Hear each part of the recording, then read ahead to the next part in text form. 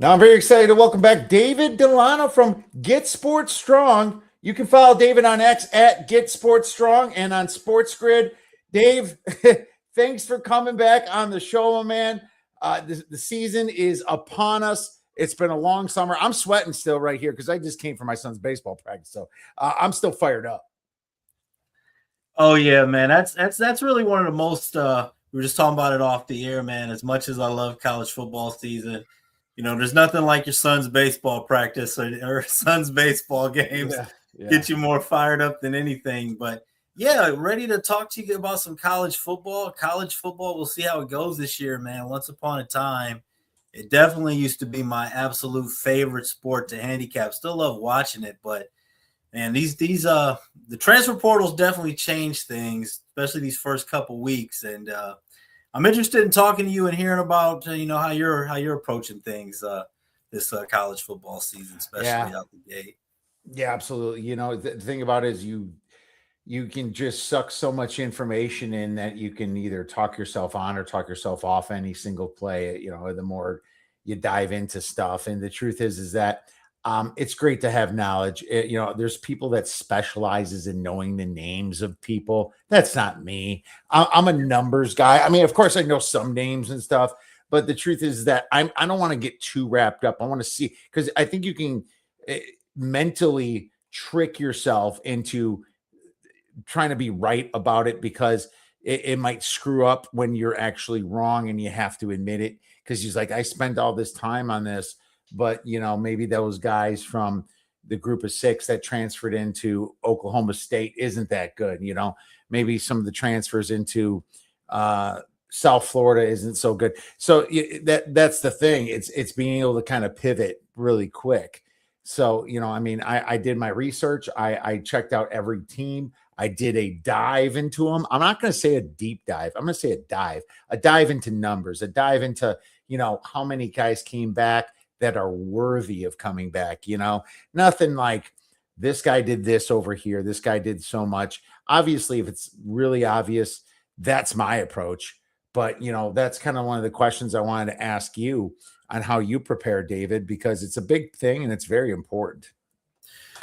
No, I agree with you. First of all, one thing I try not to get too. I know the players matter, but sometimes getting too caught up in the player names and all of those transfers, because ultimately, and there's so many guys that go into a football team. I look at quarterbacks overall, the position groups as a whole, where their experience, the offensive line, defensive line, secondary, coaching changes, coordinators, things like that, and just try to look at that,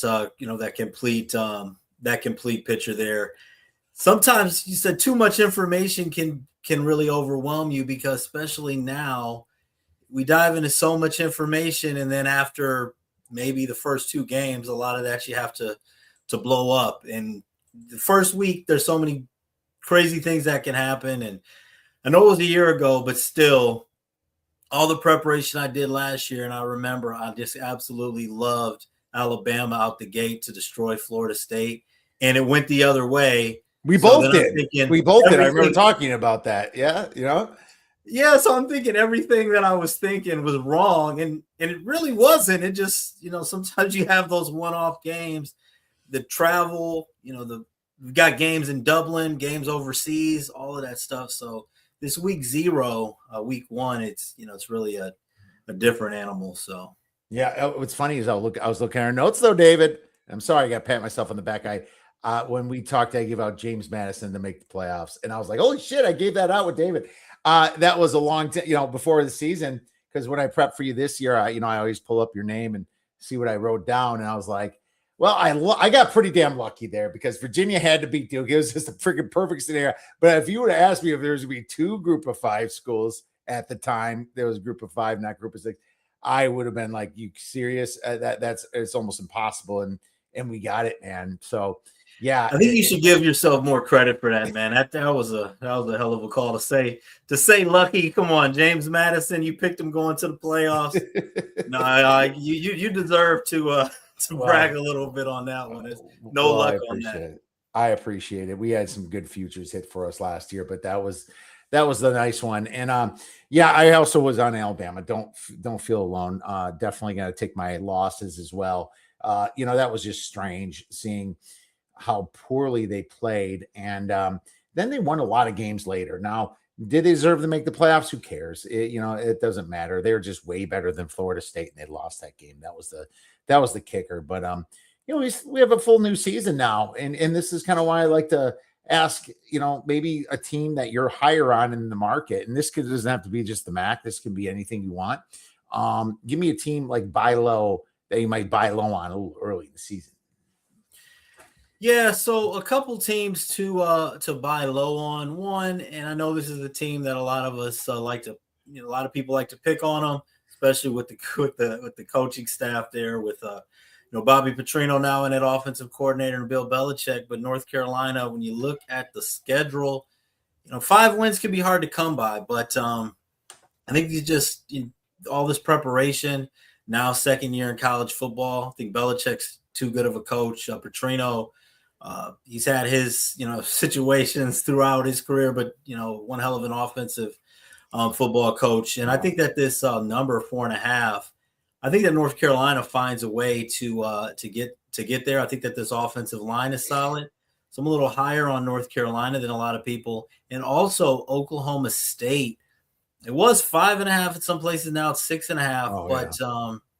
But with all the changes and Messmaker coming over from North Texas, I think that this is going to be a completely revamped team, and I think that they're definitely going to get to 7 wins. So I think that Oklahoma State is going to be a fun team to watch. And that season last year was a disaster, but I know that Gundy was there for so long, but Oklahoma State's going to bounce back. I think that is too good of a program, and they're going to be exciting. So Oklahoma State and North Carolina, 2 teams that I think that the season win total's a little low on, so I'm buying low on. Okay. And there's 2 ways of asking this. It could be like to a season win total, or it could be just buying low in general. Like I'm going to bet on, like, for example, sell high on Penn State. They'll probably get 10 wins because their schedule is so easy, but I might bet against them ATS. So that's another way of looking at it. So no, that's a great answer as far as season win totals, if that's what you like. I'm going to buy a little bit low on UCF, and no one's talking about him, man. Let's get to a team. Scott Frost is back there again, and now he's in his second year. And number 29 in returning production. Now they got a really good transfer, James Madison quarterback Alonzo Burnett, man. So he comes in after winning a bunch of games. He has some playoff experience, and Frost returns some dudes. It's kind of weird seeing that, but nobody's talking about him, man. I'm gonna be a little bit, a little bit sneaky on that one. I think I might bet them ATS a little bit, David. So that's mine. Well, I mean, we've seen some great things come out of James Madison, and man, some of these, you see how you mentioned Barnett. It's one thing that's changed in college football. I feel like now some of these guys we've been hearing their names for like 5 or 6 years and following them at 3 different schools or so. I forget how many places he's been, but just throughout college football, as you're looking at here, you see guys 3rd, 4th school. Yeah, these names, it's definitely just different.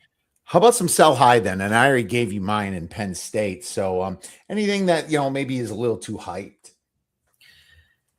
I got to sell high on Notre Dame. I mean, I've seen, even though the under is a little juiced, I mean, I've seen it as high as over under 11.5 wins for Notre Dame, and that they'll run the table. And I understand it, but they still have to play Miami. BYU, I mean, I know Notre Dame should be better than BYU, but they're going to be on the road, playing that game in Utah, and no one's expecting them to lose to SMU. But those are 3 pretty difficult games, and we've seen Notre Dame throughout the years. Even a couple years ago, they lost to Northern Illinois. We've seen Notre Dame lose games at times when just look like games that they shouldn't lose. So to think that the Irish, to lose 1 game at least, I think that Notre Dame loses at least a game. I'm seeing a lot of bets and things as far as Notre Dame being a number 1, being the top seed, going undefeated, running the table, and I mean, I think that they're going to be good, but I don't think that I can see a loss there for Notre Dame, maybe even 2. Too bad they don't play USC again this year. Yeah, I mean, I think that what's funny is the loss, if it comes, would come to an under the radar team like an NC State. I'm not sure if they play them. I know they play Navy.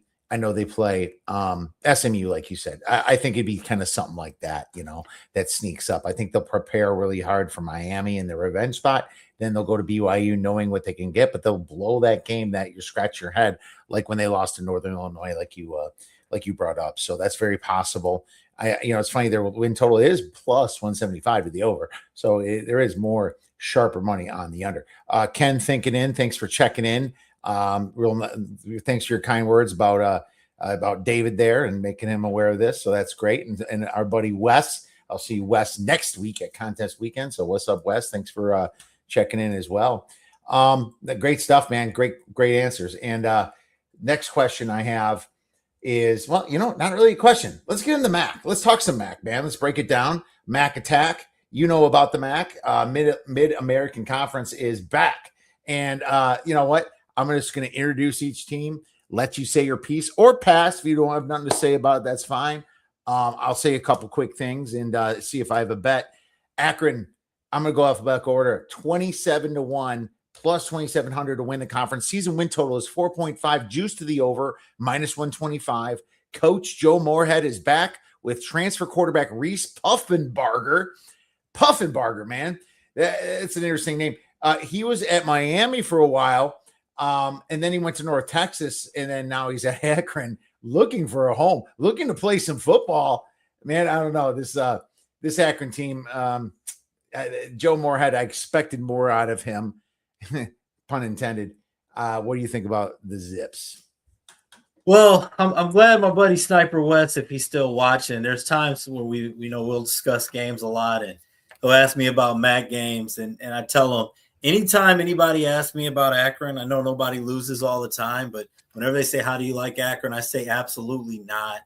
I think you go back the last 10 or 15 years, they've been one of the worst ATS teams, and I know everyone's going to win here and there, but overall, I like to stay away from them.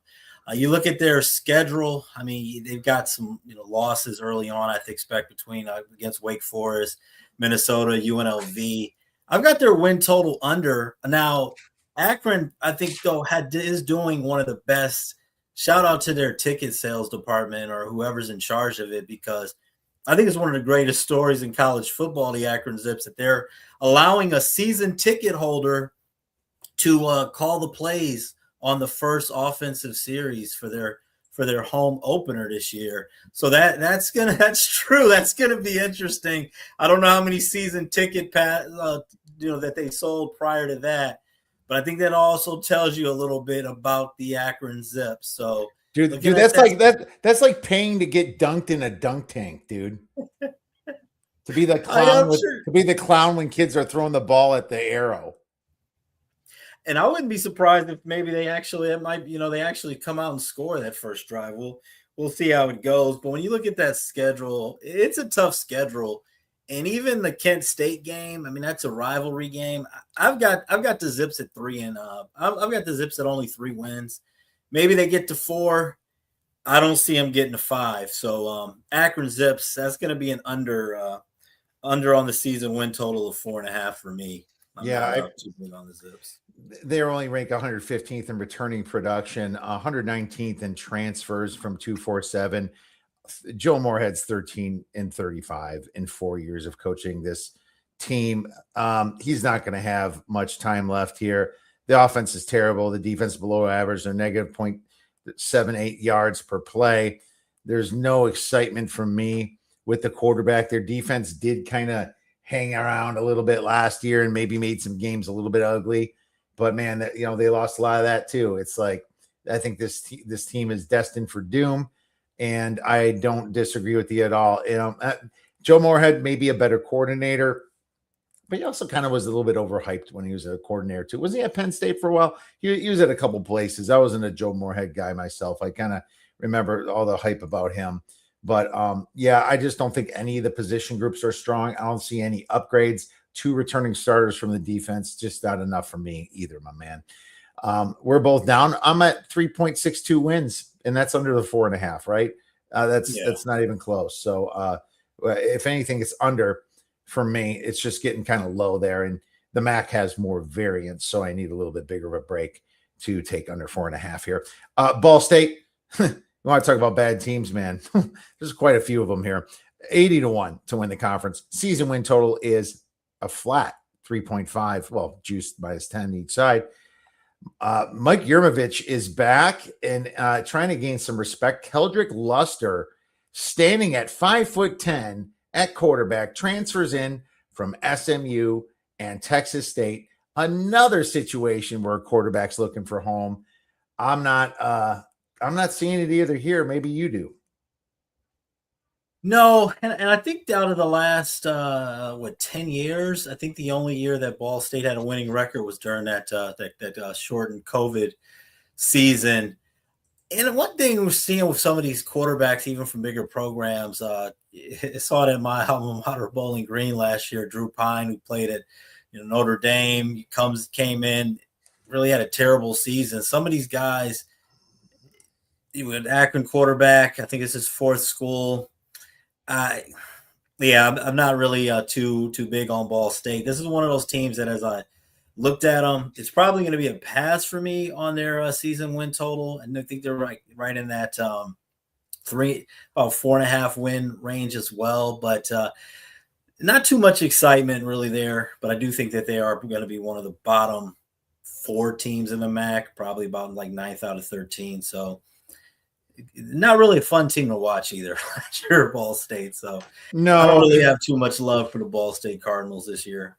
Sorry to start us out on such a sad note of teams. Ball State 131st in offensive success rate, 127th in offensive EPA. You think the defense was something? 120th in defensive EPA. This team was negative 1.57 yards per play, net yards per play, ranking 126th in the nation. There's just nothing good to say about this team. And this is another bottom feeder team that would get beat by a lot of FCS teams.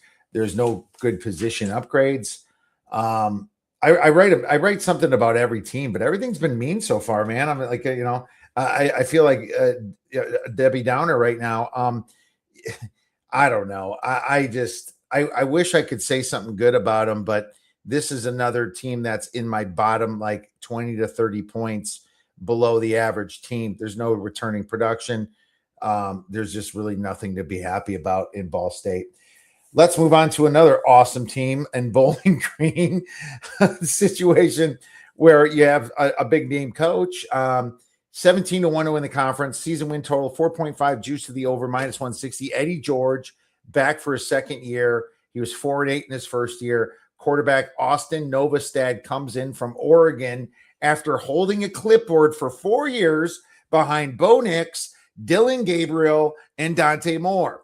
So it's like this guy's, a professional clipboard holder transferring to Eddie George's team, but I'm not so sure that that's going to be enough to help the Falcons. What is your thoughts on Bowling Green?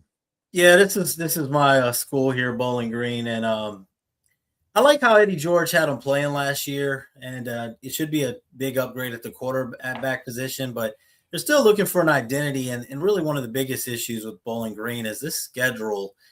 The schedule is pretty brutal to start the season. I mean, they got a home game against Tarleton State, which is a good program. But that is a good program. Yeah, they upset Army. Upset Army last year. Then you got at Nebraska, at Iowa State. And one thing that I hate that Bowling Green did, a homecoming game against South Florida. Oh man, that could be an ugly homecoming game. And then at Miami, we'll call it half coming because they'll come for the first half.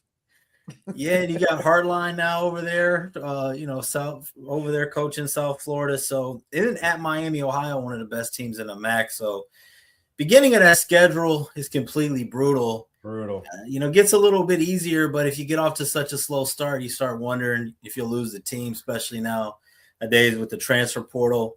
Bowling Green has traditionally, been played well against Toledo, even though Toledo's much better on paper, but that's a weird end of the season game.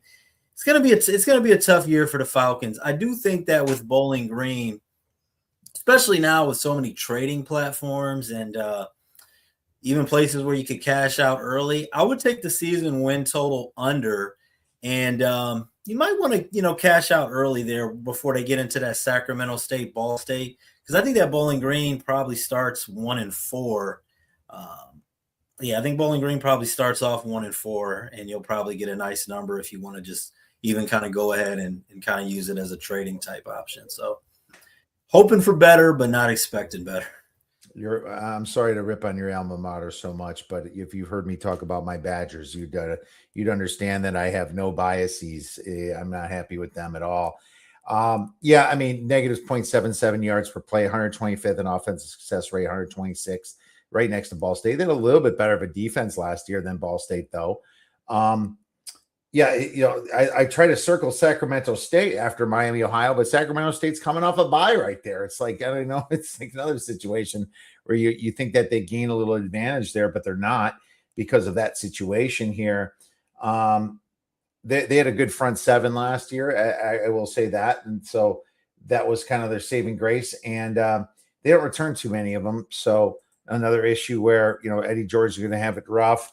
I like Eddie George's name, but is that enough? I don't know. I feel like he's a little over his skis. I feel like he should have went to concentrate on being a coordinator more than a head coach at a school that's just getting picked off all the time. And that's just the way it is these days in college football. But I don't know if you like him, but Eddie George is a great name at least. And maybe this program was kind of on the up for a little bit. Remember, 5-10 years ago, this was one of the worst programs, right? And they kind of somewhat came back, I would say. But I'm at 4.85 wins, so I'm actually right at the market, like almost perfectly at the market myself. So I can't do nothing with that. And Eddie George, I mean, that last season was a little bit of a late hire. When Leffler left to take the quarterback coaching job at Eastern Michigan, Philadelphia Eagles. So he was a hire, like an April hire. So last year they kind of threw things together. I think Eddie George, though, I think he's good for the university, but I think it's going to take some time. Tough place to win. They did have the number one on some publications. They did have the number one recruiting class in the MAC, but even nowadays, you wonder how much does that even matter when it comes to high school kids? Because even if you strike gold after 1 or 2 years, now it's just more of a farm team for the bigger schools. They're gonna be, we underevaluated this freshman or this sophomore you got. Well, he's gonna be at Wisconsin or wherever the next year. Yeah, somewhere. Well, that's how it is. But that's not going to change anytime soon, until you might see even more separation at some point. Let's go to Buffalo here. The Bulls have kind of was another program that grew towards the top and then started fading when Lance Leopold left. It just kind of was a slow death. Buffalo's 21-1 plus 2,100 to win the conference. 5.5 juice to the over, minus 140 is their season win total. Pete Lembo didn't drive a Lambo. He was not that good. He was there. This was my sleeper team last year in the MAC, and they didn't show. They lost some really weird games. They should have won.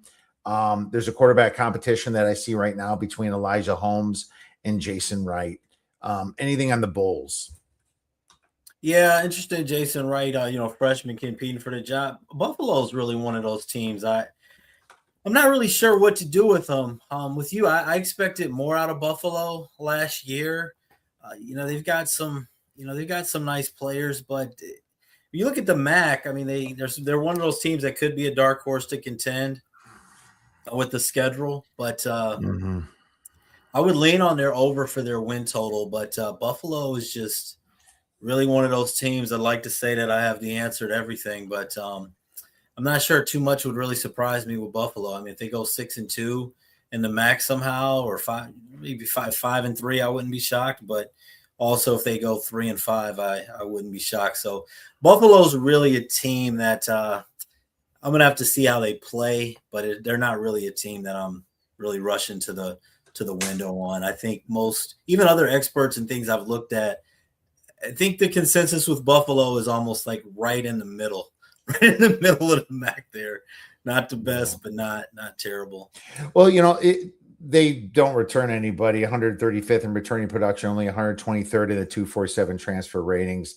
But they do have 3 easy non-conference games, and that's why you're seeing that 5.5 number. You got Albany, FIU. I wouldn't say actually FIU is not easy. Maybe I would even bet FIU that game, but it's I think that the non-conference with Robert Morris there is another win.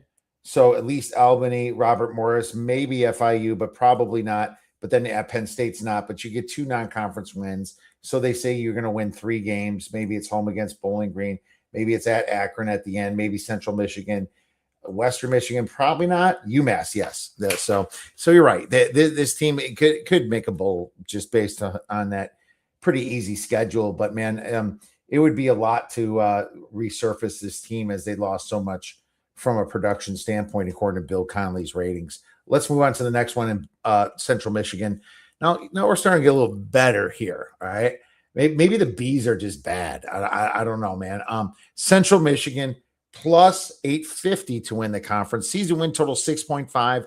Juice to the under minus 140. Coach Matt Drinkall beat the easier teams last year, but just couldn't beat the harder teams, it seemed. Quarterback Angel Flores has some starts from last year and is most likely QB. He's kind of the guy that can run the ball, but he wasn't a good passer. Now he's listed as starter, but they feel like it could be a quarterback by committee. So again, this year, which I hate. Central Michigan, anything you have on this team? You there, David? Yep. Oh, David, you're muted. There we go. Yeah, I'm a little bit higher on Central Michigan.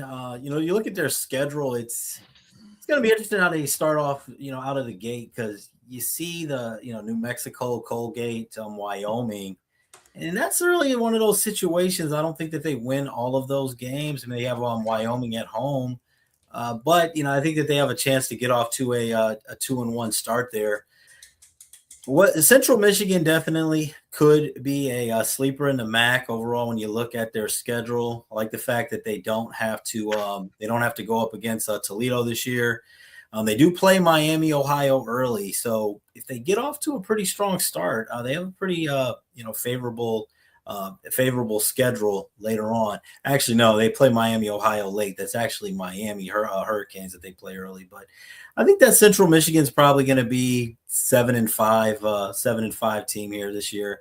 Don't really necessarily like the uncertainty at the quarterback position, but I think that the Chippewas could definitely be a sleeper, but not one of the teams. There are going to be some more teams that have plays on. Not a team, though, that I have any official plays on going in. I think they definitely get a bowl game if they win against Miami or Wyoming. And then you got a win against Akron at home. You got a win against Eastern Michigan, probably. That's maybe a little more tough. Sacramento State's a win. At Buffalo's probably a win. At Ball State's probably a win. So I could definitely see them going bowling. But another team that I'm not going to get too excited about, the coach could not beat the good teams. I mean, that's the problem. Matt Drinkall comes in and, he's got a record at 7-6. So he did pretty well. Lost the bowl game by a lot to Northwestern, but, so what? It's the position groups aren't great. Let's see what I wrote about Central Michigan here on my numbers. Same old Central Michigan. I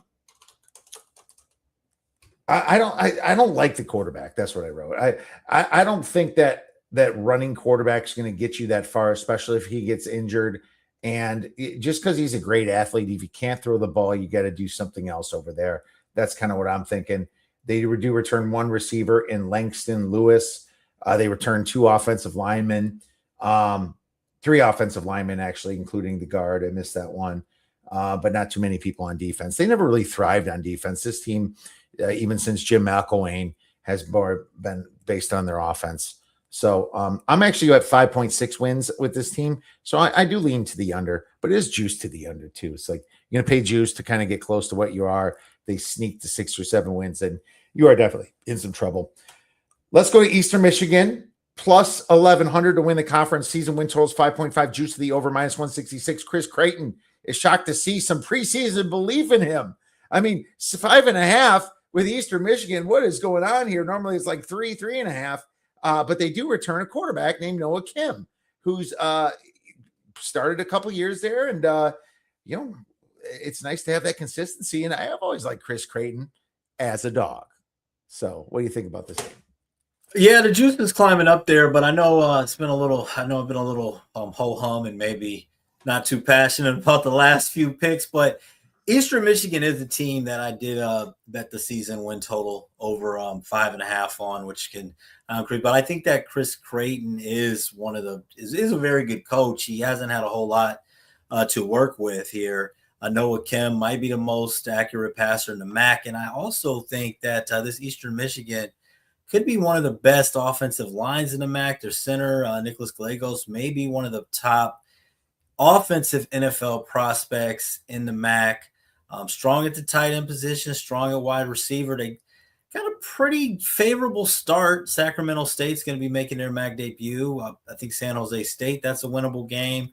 Got a couple Big Ten games, at Michigan State and then against your Badgers. And they play Lindenwood, Massachusetts, and Akron.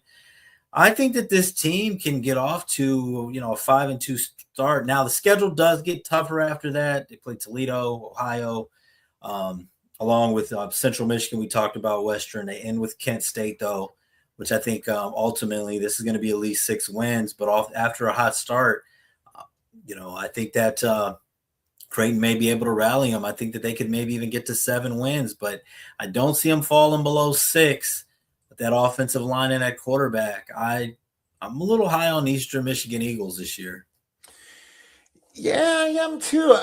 They're going to go bowling. I have at 6 wins. I mean, I hate betting on him as a favorite. It never works for me, but very long tenured coach, consistency at quarterback, 24th in returning production, no help in the transfer portal. They ranked 134th in 247 transfers. But if you're returning guys, you're not really looking as hard in the transfer portal. Nick Devereaux is back at wide receiver, who was kind of their shining guy over there. Some consistency there at tight end. Yeah, man. I mean, I do like the fact that they get Toledo at home, so that could be a win. Of course, at Michigan State, at Wisconsin, definitely a lot trickier. They're going to show up against Michigan State. I can't wait to see what that number is. I'm going to be curious about that.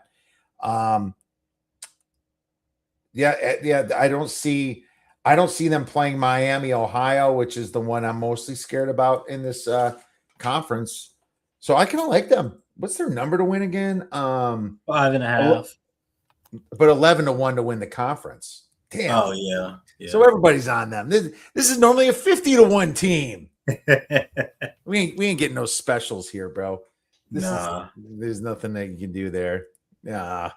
Kent State 45-1 to win the conference. Season win total 33.5, juice to the under -125. Mark Carney ended on a win last year. He returns quarterback Drew DeShields. Maybe a little promise after the Ohio State game is what I kind of wrote here. What do you think about the Golden Flashes?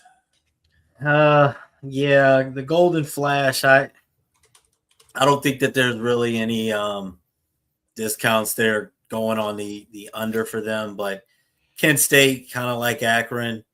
If I'm gonna bet on Kent State or Akron, it's gonna be when they're playing when they're playing each other.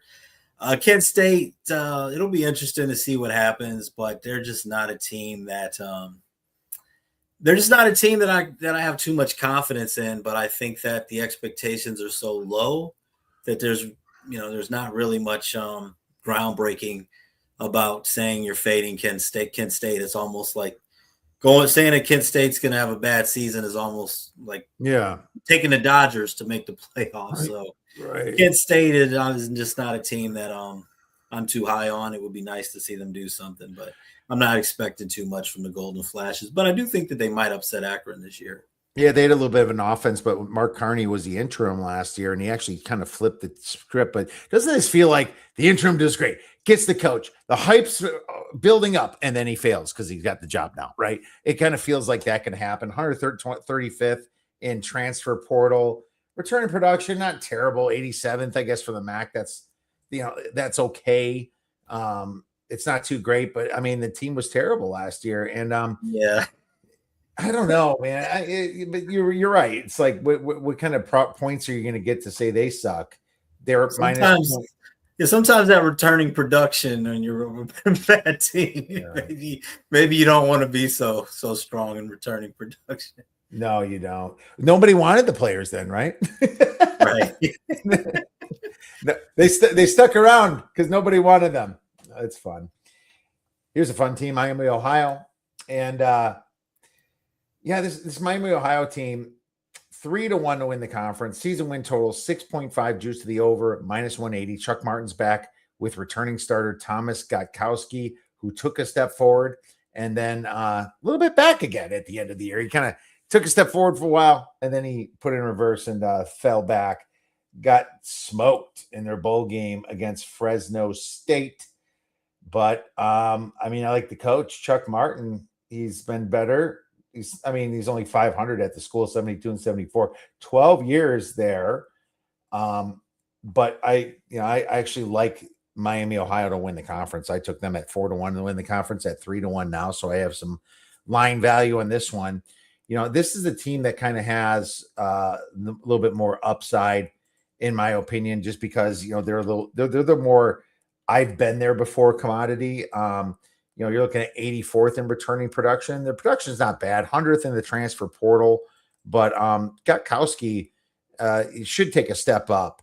And the defense was up and down, but normally these Chuck Martin teams, their defense really figures it up. I think they really just have Western Michigan to worry about here. And the truth is that last game at Western Michigan, they better have it figured out over there, because that could determine who goes to the MAC championship game. What are your thoughts on Miami, Ohio? Yeah, this is definitely a top 3 team in the conference, but the quarterback, I mean, last season he didn't go in the season as a starter. They had Daquan Finn, who had a great career at Toledo. Yeah, went to Baylor, and one point was thinking he might be an NFL quarterback. He had a really interesting season when he kind of gave up on the team, and they had to change there at that position. But they've got a lot coming back to be excited about. Chuck Martin, if you had to rank all the coaches in the MAC right now, I would rate him as the top guy. So yeah, I'm going to tell you in a little bit here who I'm taking to win the MAC, but I think Miami, Ohio would probably be my second choice. And you very well maybe right there, especially Miami, Ohio. I would say they have more stability coming back, as far as maybe a little bit of a safer pick to win the MAC than the one that I have. But yeah, Miami, Ohio is definitely going to be a tough team. And even when you look at their schedule early on, they got some really winnable games. I know they start at Pittsburgh, but I think that their early games at Pittsburgh and at Cincinnati are going to be interesting. And one thing people don't realize, I know Cincinnati's moved up in conferences, but that Miami, Ohio, Cincinnati game is still a rivalry. Like that's really a big football rivalry. That's why they keep playing each other. And you could go back years where even when Miami's looked like the inferior team, they always play Cincinnati tough. So that could be between that Pittsburgh and that Cincinnati game, I could see them still in one. It'll be interesting too. Jason Candle coming back to the MAC to face Miami, but a guy they're familiar with. So those first 4 games should be exciting. And then after they get past that, they've got some very, very winnable games. Bowling Green, UMass, and Akron before they get to the end of the schedule there.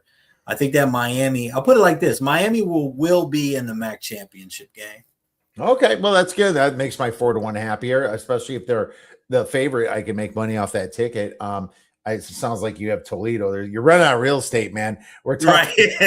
Right. There's not too many good teams to talk about next, especially when we get into the next one. But this team was actually 69th in offensive success rate, and 80th in EPA, and 70th in defensive success rate, 47th in defensive EPA, a plus 0.46 yards per play. So it's weird. It's like they were only 7-7 to finish the season. You figure, just looking at these numbers for a MAC team, I almost feel like they should have been better and returning some guys. So I agree with you. They will be in the championship game. Can we get back past UMass real quick? 130 to 1 to win the conference. Season win total 2.5 juice the over, minus 166. Joe Harazmiak, I don't even know if I said that right. I don't say his name a lot. He can't do any worse than 0-12, can he? I mean, you have to think that this season, is you can't at least do any worse, only up from here. But he could go 0-12 again. Freaking Pop Watson from Virginia Tech. Where did you guys get some money to pay that bum? and he is a name. He's got a name, but he's not like he wasn't that good there. But still, you had to pay the guy to come, I'm sure. I mean, this Pop Watson must have no shame whatsoever, just no shame going to UMass, dude. What do you think?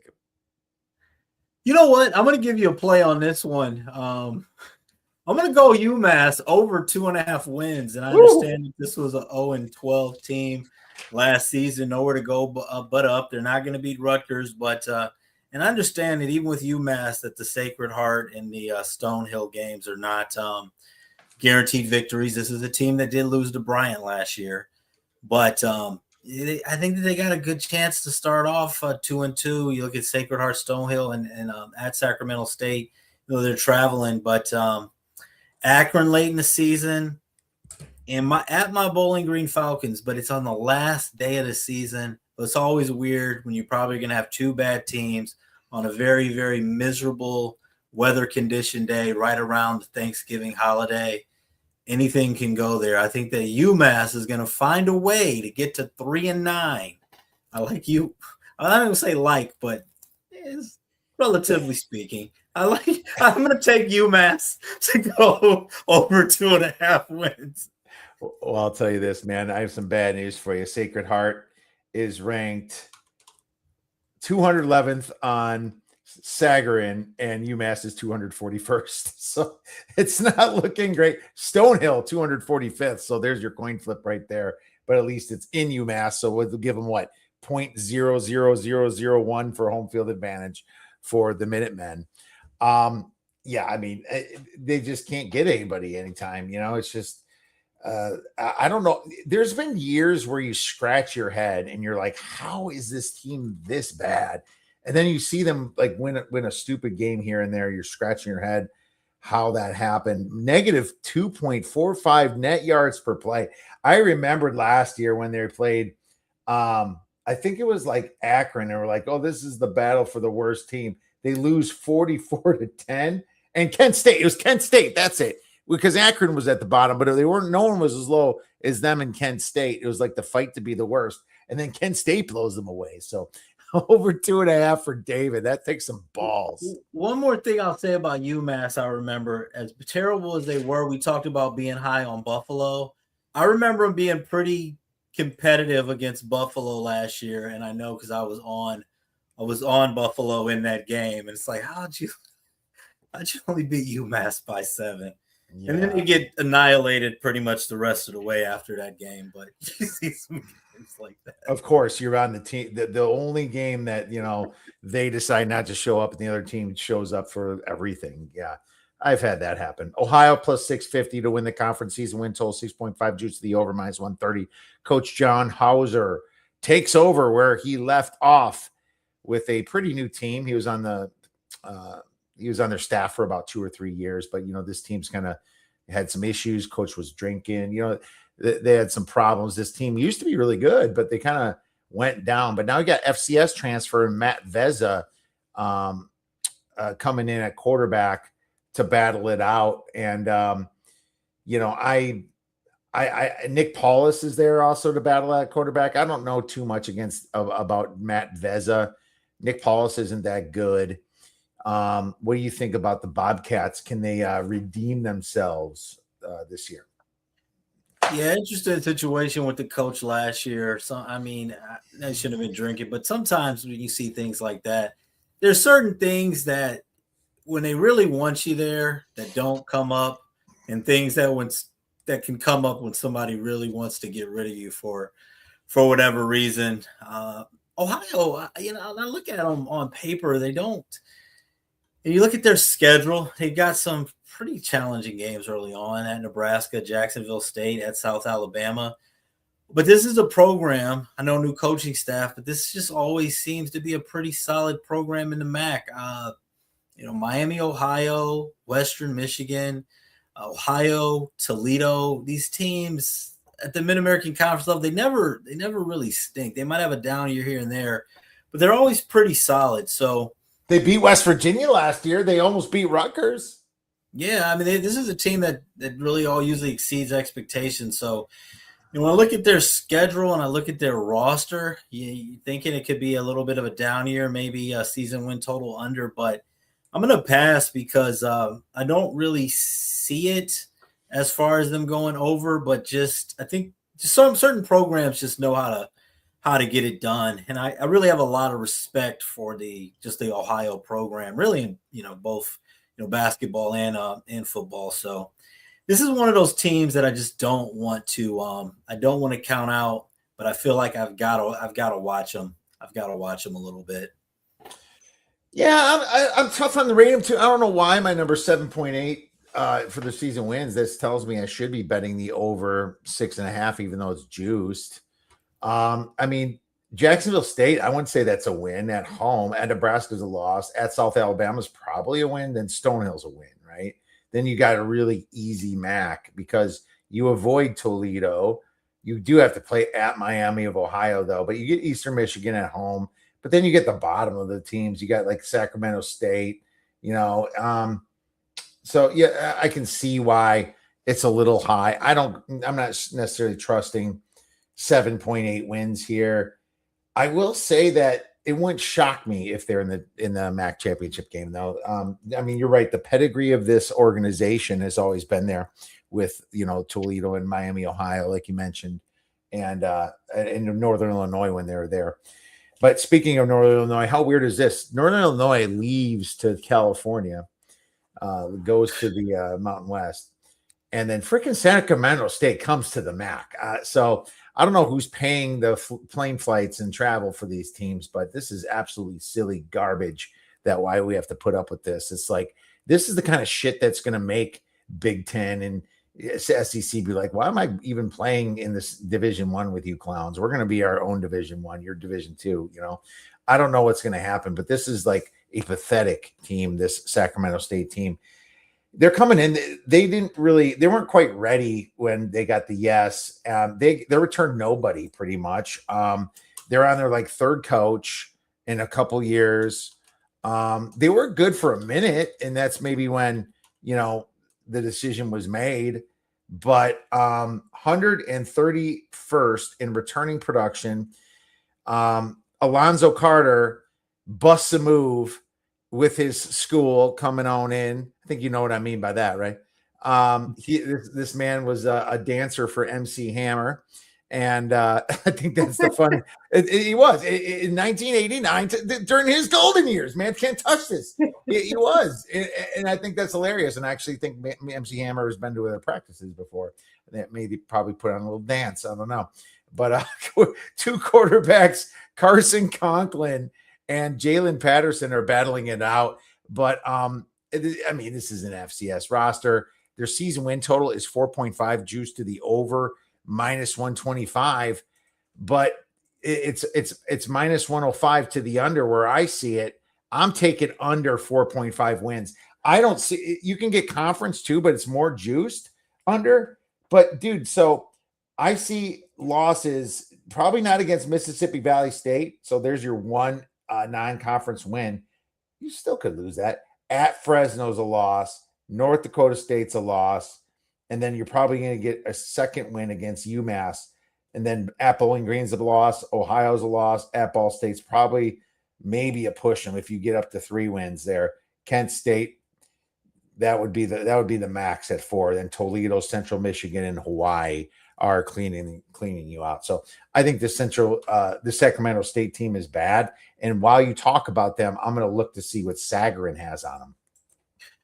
Yeah, I'm on this one too. I really see it pretty much exactly how you do. I'm on the under 4.5. I know early on there were some plays at 5.5, but 4.5 now.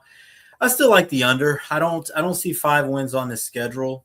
Eastern Michigan, it really, as you mentioned, is a loss. I mean, Mississippi Valley State, UMass, I have is maybe as a win. That is it's in Sacramento. But the thing with them, even though not real high on Bowling Green and Ball State this year, they have to travel to those places. And traveling to Bowling Green, Ohio, and Muncie, Indiana in October, not going to be the favorite thing for Sacramento State. And even when you get to Kent State later on in the season, how motivated are they going to be? They're not going to beat Toledo. They're not going to win at Central Michigan.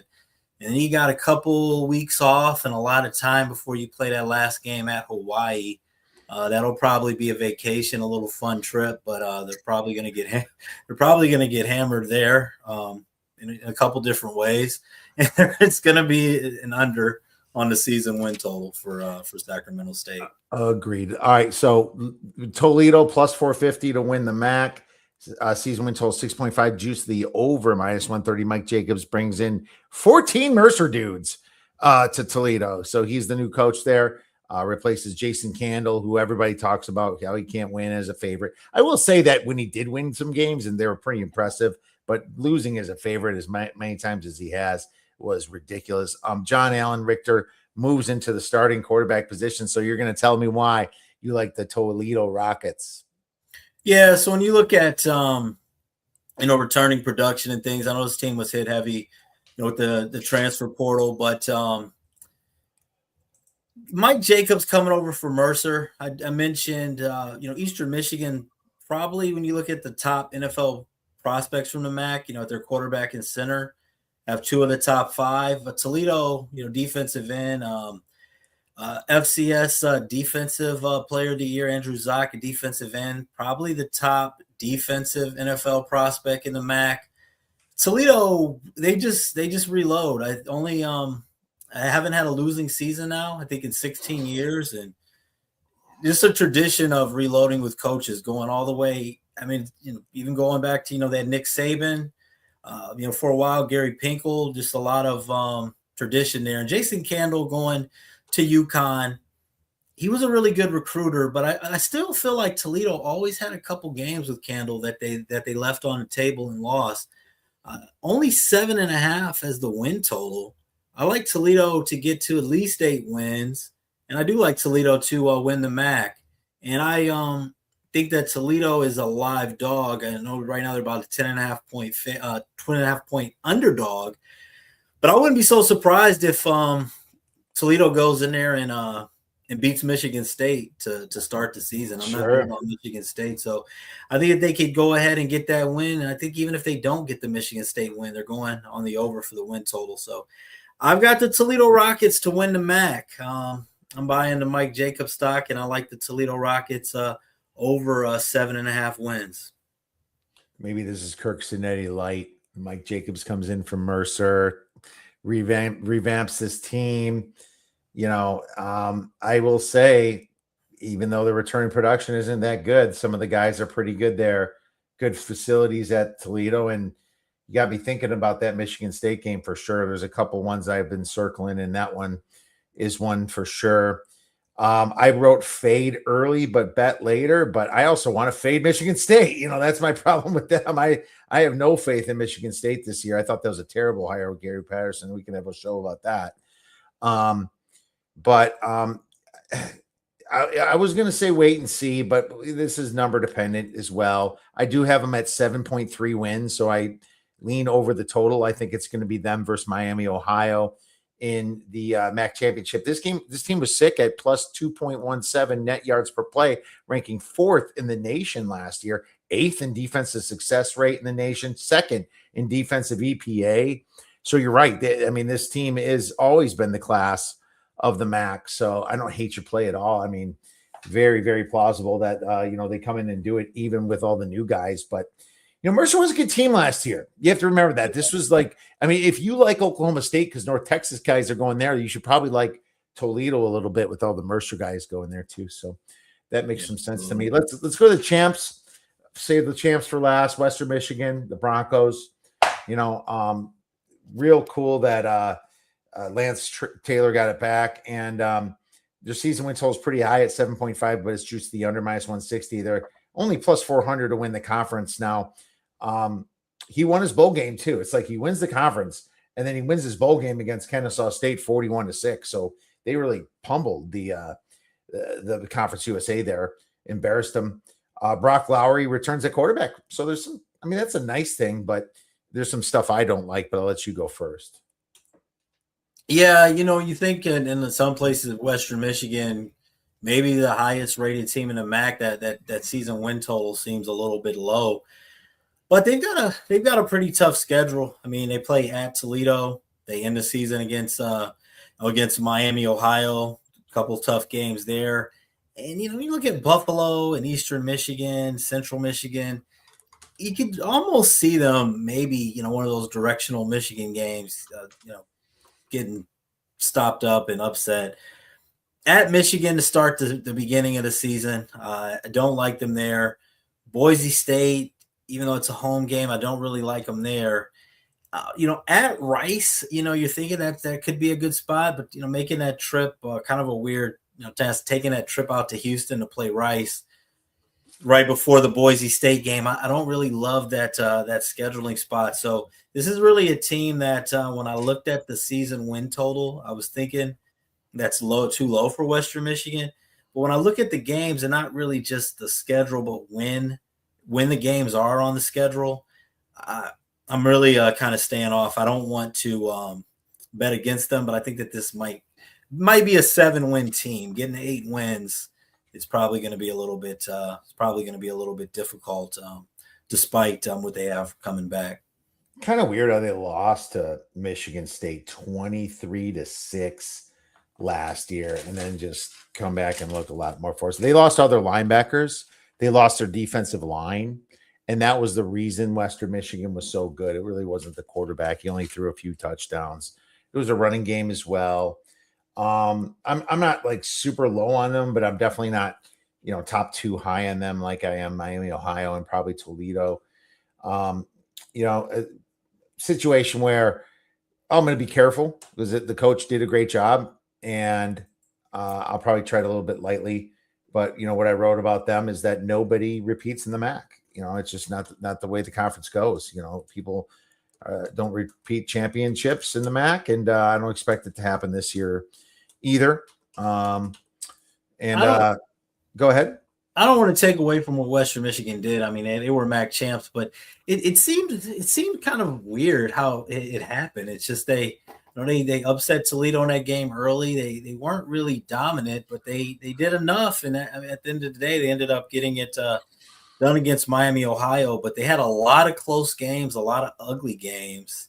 Definitely weren't dominant. They just kind of found a way to win. But I feel like they overachieved a little bit last year. I think you really summed it up well with why they were so good. Yeah, and they actually do return a couple of receivers, a running back. So, they could be they could be a little bit frisky this year too. So one of those situations where I'm not going to take the under on Western Michigan. All right, my man. Well, there you go. Thanks for breaking down the MAC with me a little bit. I wouldn't call it a deep dive, but it's a dive enough. I mean, we already talked an hour, so that's enough. What about college football season win totals or futures in any other conference, David? Do you have anything?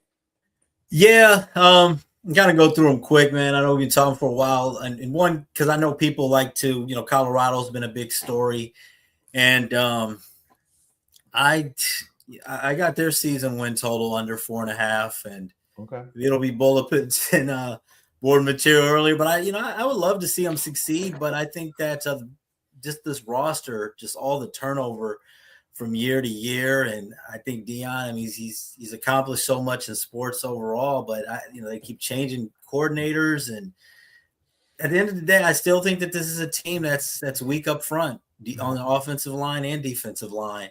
Yep. And I got Colorado under 4.5. West Virginia, I think, is going to be better this year. I've got them over 5.5, over 5.5 wins. And I'm gonna let you go here, but I do like your Wisconsin Badgers. Okay. And I need to bring this up because I haven't bet this yet. I need to know Wisconsin over 6.5. That defense was so good. you couldn't have a worse offense. You can't have a worse passing attack than you did last year. They only have to go only where they could go is up. So tell me, what do you think? I want to know what you think about the other over-unders too, but start off with, what about your Wisconsin Badgers? The schedule is a lot. It's finally, after Notre Dame, it's finally an easy schedule because they've had it hell for the past few years. But the question is, you look at the Big Ten and they're very top heavy, and then you look at the next tier of teams, which is, it's a far down. It's like probably going from tier 1 to tier 3.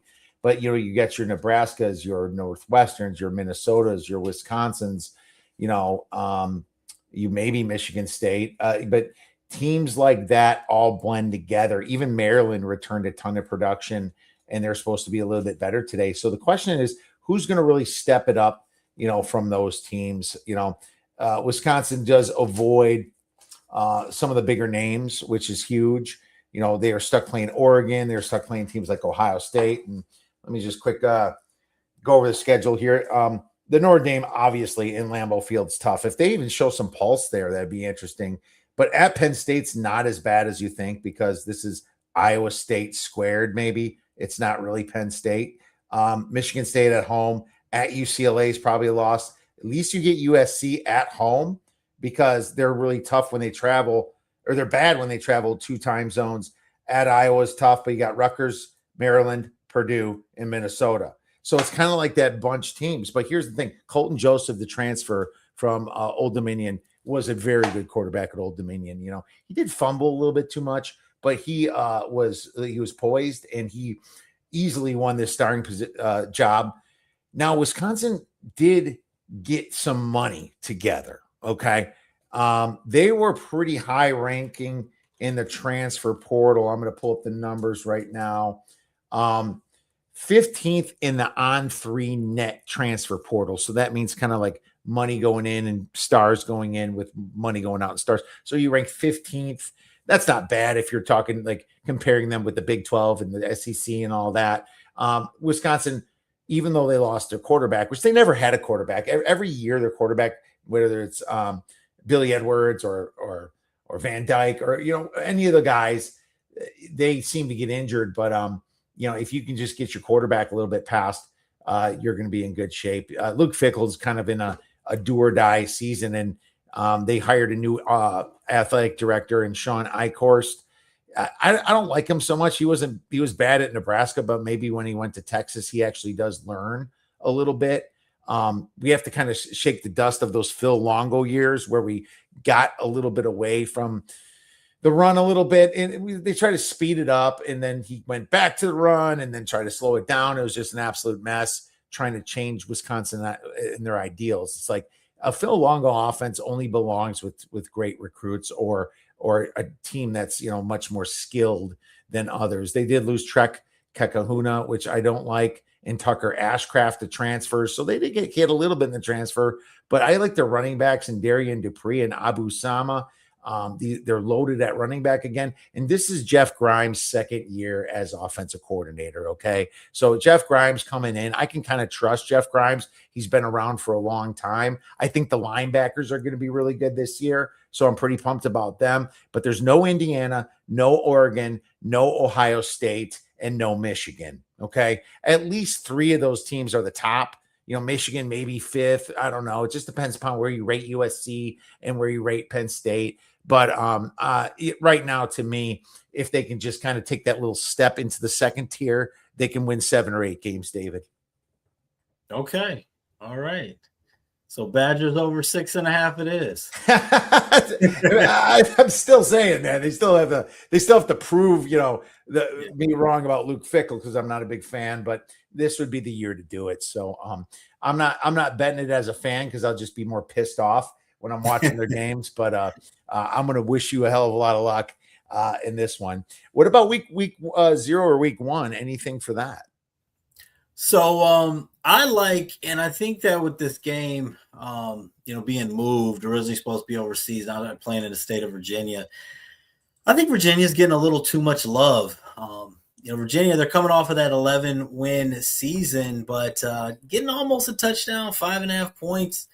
little bit too much for me in week 1, ACC opener. I mean, both teams are going to be able to prepare for each other. North Carolina State's won 4 straight and 6 out of the last 7 in this series, despite what they did last year, until, Virginia can flip that trend. I think that this many points is a stretch. I think that this, Wolfpack team, strong at the quarterback position, have some strong players coming back on the defensive side. Don't like getting too into the names, but Harvey Dyson 8 sacks last year. I think they're going to have a good pass rush. I think it's just too many points. I really think that this is one of those games that really could go either way. I think North Carolina State can win this outright, but even if they don't, I feel like this is probably one of those games that comes down towards the end. Maybe a field goal, last team to have the ball wins, or at least has a chance to win. So I like North Carolina State plus 5.5 against Virginia, week 0. I like it because I'm on 6.5. So I bet this a while ago. I bet this in July. So yeah, I'm with you. I like that one a lot. I think that's a July 9th is when I bet this game. So I'm totally North NC State in their quarterback there, Green. He's a lot better than people think. He was never the problem. It was their defense. And I think Duran kind of has that comeback season as well. And I like Jacksonville State also. Everyone's all scared of big bad North Dakota State, but they're coming in from the FCS, and you know what happens when that. It's just like my Sacramento State thoughts. It's like teams are not going to want to get beat by an FCS team. They're going to kind of dig deep here, and they're going to come in hard. They're going to play for glory. They're going to play for not embarrassment, right? So Jacksonville State's been a really good a group of 6 school, not just Conference USA, but they just won it like a year ago, right? So they're not too far off of that, and they're in the championship game, I think, last year against Kennesaw State. I think they make this game very close against South Dakota State. So in my opinion, I really think that they've covered the spread. Yeah, I was leaning North Dakota State in that one, but you make good points. It's tough to land a touchdown week 0, I guess we should say. Yeah, and I think that even though North Dakota State's a tough place to play, I mean, it's early in the season, don't really have to worry about the weather, and Jacksonville State's not going to be taking them lightly because we all know, I mean, it was still a 12-1 team last year, North Dakota State was, so that is a lot of points to lay. One makes me a little nervous, but I know I mentioned, buying low on North Carolina, playing over in Ireland.